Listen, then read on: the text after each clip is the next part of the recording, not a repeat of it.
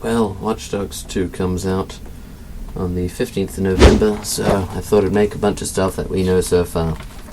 This episode, or this video, is going to be about the characters.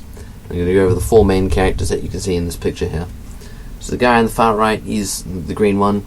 His name is Josh. He's sort of the mechanic. He knows how stuff works. He seems to be very quiet, and sort of in the back. Like you can see here, he's taking the photo, and then just he doesn't seem to be like involved that much. He sort of seems to stay behind the scenes. I'm thinking maybe he's like he builds the drones for Marcus, and who plays obviously.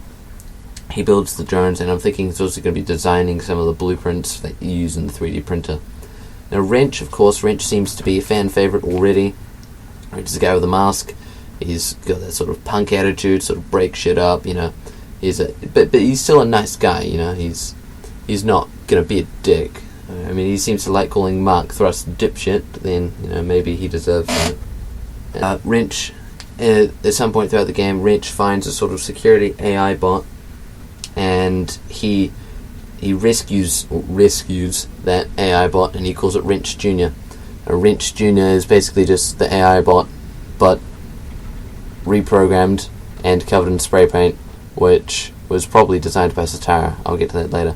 So, and if you pre-order a special edition of Watch Dogs 2, then you can actually get a 20 centimeter in size real-life Wrench Jr., which has 10 emotions, 17 pre-recorded sentences, 360-degree movement, and it's controlled by an app on iPhone and Android. I don't know if that's also on Windows Phone. I'm guessing it probably will be, but they don't specify here. So Wrench Jr. obviously features in the game. You can see him here in this photo. Wrenches, yeah, check out Wrench Jr.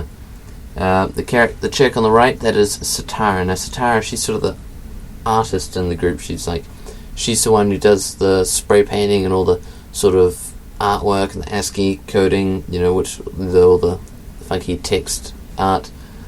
She's more idealistic. She'd rather have intellectual debates and the ethical discussion, sit down, talk it out, rather than go the sort of Wrench's mode and like violence and anarchy, because he's got the anarchy symbol tattooed on his neck. But she'd rather sit down. But that does not mean that she's not averse to if she needs to, she will. She's up for breaking stuff up with Wrench and the guys.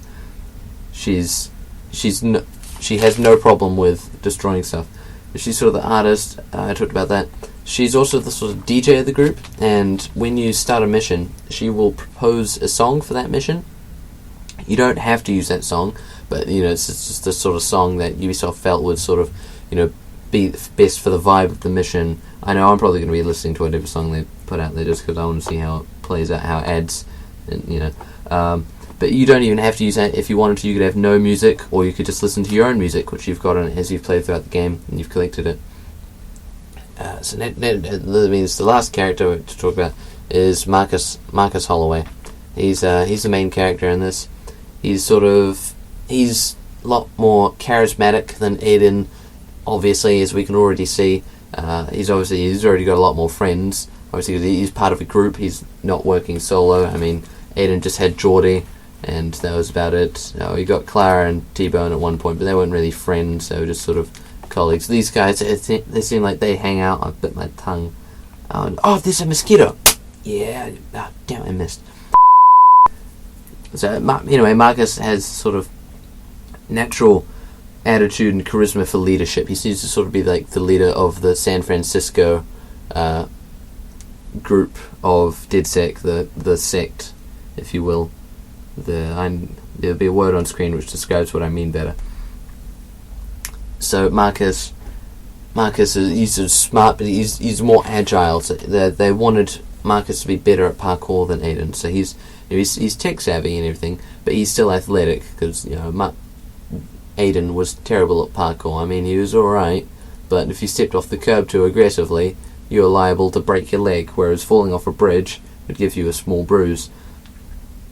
Oh, by the way, Wrench, at this point, I'm just going to quickly cut back, unprofessional. However, at this point we see some blueprints being thrown down for the mask and the taser gun, both with Wrench's name on them.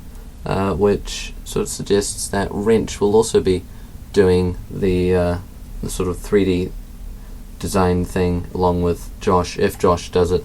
Anyway, cutting back to Marcus.